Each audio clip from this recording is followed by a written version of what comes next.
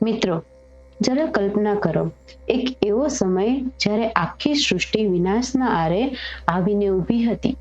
એક એવું ભયાનક ઝેર જે આખી દુનિયાને સેકન્ડોમાં ભસ્મ કરી શકતું હતું. એ સમયે જ્યારે દેવો અને દાનવો પણ લાચાર હતા, ત્યારે મિત્રો, સૃષ્ટિને બચાવવા માટે કોણ આગળ આવ્યું હતું?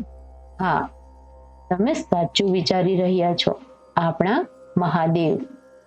તો મિત્રો, આજે હું તમને લઈ જઈશ હિમાલયની પવિત્ર ગોદમાં આવેલા એક એવા ધામમાં જ્યાં ભોળાનાથે આખા જગતનું ઝેર પોતાના ગળામાં સમાવી લીધું હતું. તો ચાલો આજે સાથે મળીને જાણીએ ઋષિકેશના નીલકંઠ મહાદેવ મંદિરનો અદ્ભુત ઇતિહાસ અને તેના રહસ્યો. મિત્રો, વાત છે સતયુગની, જ્યારે સમુદ્ર મંથન ચાલી રહ્યું હતું. આપણે બધા જાણીએ છીએ કે અમૃત મેળવવા માટે આ મંથન થયું હતું. પણ મિત્રો, શું તમે જાણો છો અમૃત પહેલા જે નીકળ્યું એ શું હતું?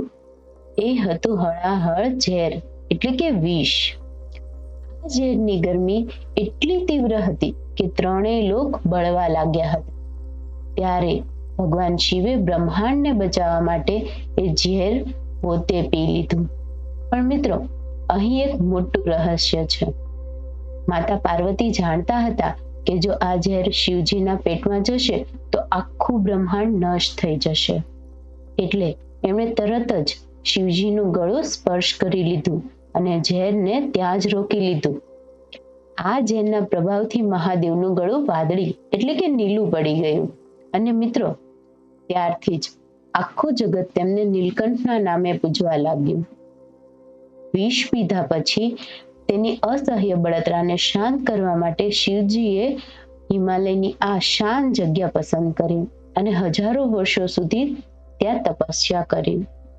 મિત્રો, તમને જાણીને નવાઈ લાગશે કે આ મંદિર જ્યાં આવેલું છે તે કોઈ સામાન્ય જગ્યા નથી, પરંતુ પૌરાણિક માન્યતા મુજબ આ મંદિર 3 પર્વતો મણિકૂટ, બ્રહ્માકૂટ અને વિષ્ણુકૂટની બિલકુલ વચ્ચે છે. માનો કે આ 3 પર્વતો સ્વયં બ્રહ્મા, વિષ્ણુ અને મહેશનું પ્રતીક હોય.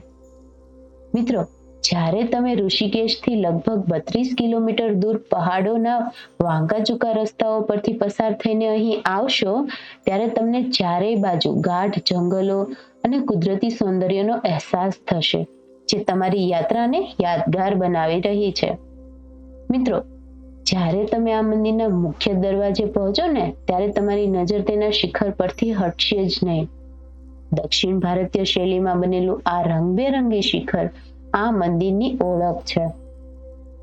મંદિરની દિવાલો અને શિખર પર સમુદ્ર મંથનનું આખું દ્રશ્ય એટલી બારીકાઈથી કંડારવામાં આવ્યું છે કે મિત્રો, તમને લાગશે કે આ બધું અત્યારે જ તમારી સામે થઈ રહ્યું છે.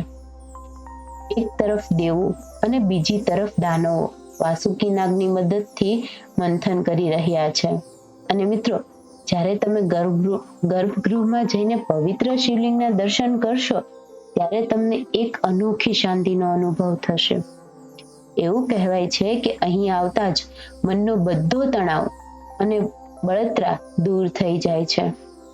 મિત્રો, મંદિરના પ્રાંગણમાં એક વિશાળ અને પવિત્ર પીપળાનું વૃક્ષ પણ છે, જ્યાં અનેક ભક્તો શ્રદ્ધાપૂર્વક પ્રદક્ષિણા કરે છે. અને બીજી ખાસ વાત મિત્રો, અહીંની ભસ્મ ભક્તો માટે મહાપ્રસાદ સમાન ગણાય છે. તો મિત્રો, નીલકંઠ મહાદેવનું આ ધામ આપણને એક બહુ મોટો સંદેશ આપે છે કે બીજાના ભલા માટે પોતે કષ્ટો સહન કરે એ જ સાચો સેવક અને એ જ સાચો મહાદેવ. તો મિત્રો, જ્યારે પણ સમય મળે ત્યારે આ પવિત્ર જગ્યાના દર્શને જરૂર જજો. તમને એક અદ્ભુત શાંતિ મળશે. અને હા, જો તમને આ વિડીયો ગમ્યો હોય તો કોમેન્ટમાં પૂરા શ્રદ્ધાથી જય નીલકંઠ મહાદેવ લખવાનું ચૂકતા નહીં. તમારા મિત્રો સાથે પણ આ પૌરાણિક કથાને શેર કરજો અને વિડીયોને લાઈક કરજો. અને આવી જ રહસ્યમય વાતો માટે તમારી પોતાની ચેનલ ધર્મ અને રહસ્યનો પથને અત્યારે જ સબસ્ક્રાઇબ કરી લો. ફરી મળીએ, ત્યાં સુધી તમારું ધ્યાન રાખજો. હર હર મહાદેવ.